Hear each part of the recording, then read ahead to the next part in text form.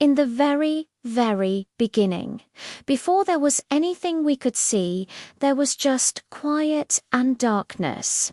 But it wasn't empty. God was there waiting. It was like the whole universe was holding its breath for something amazing to happen. Then God spoke. God said, "Let there be light." And just like that, bam! Light burst through the darkness, filling everything with a warm, brilliant glow. God separated the light from the darkness, calling the light day and the darkness night. A new rhythm began for the whole world, and God looked at the beautiful light and said, "That is good." On the second day, God continued his wonderful work. He looked at all the waters swirling round and said, "Let's make some space." With a gentle whoosh, God separated the waters.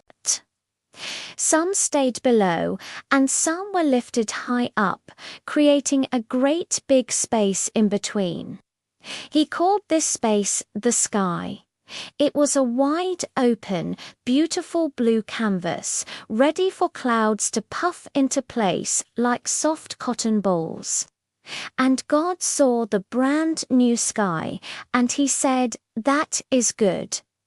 Now it was day 3. The world had light and a sky, but it was still very watery. So God said, "Let the waters gather together, and let dry land appear." The waters rushed together to form oceans and seas, and slowly land began to rise up. Mountains reached for the sky, valleys dipped low, and smooth plains stretched out. But God wasn't finished. He said, "Let the land sprout with every kind of plant." Instantly, green grass carpeted the ground, tall trees grew strong, and colorful flowers bloomed everywhere. Bushes grew juicy berries, and trees grew delicious apples and oranges. The whole world was alive with green. And God saw the land and all the plants, and he said, "That is good." On the 4th day, God looked up at the big blue sky and the dark night sky and thought, "They need some lights." So God said, "Let there be lights in the sky to mark the day, the night, the seasons, and the years." He made a great, bright light for the daytime, the sun, to warm the earth and help the plants grow. Then he made a softer, glowing light for the nighttime, the moon, and for extra sparkle. He scattered countless stars across the dark velvet sky, like tiny twinkling diamonds. And God saw the sun, the moon, and all the stars, and he said, "That is good." Day 5 arrived, and the world was beautiful, but quiet. God said, "Let the waters be filled with living creatures, and let birds fly above the earth across the sky." Suddenly, the oceans came alive. Dolphins leaped through the waves.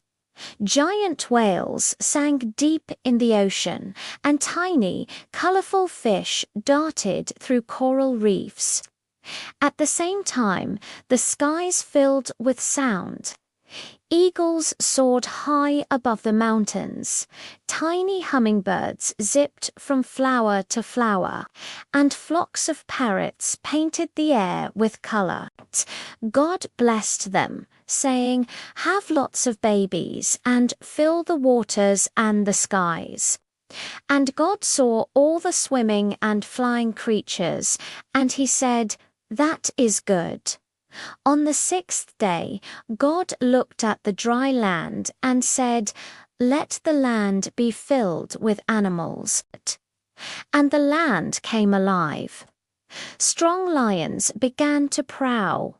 Tall giraffes started nibbling on the highest leaves, and mighty elephants walked gently on the earth.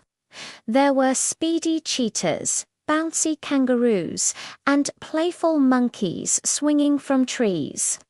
There were also little creatures like busy ants, furry rabbits, and crawling caterpillars.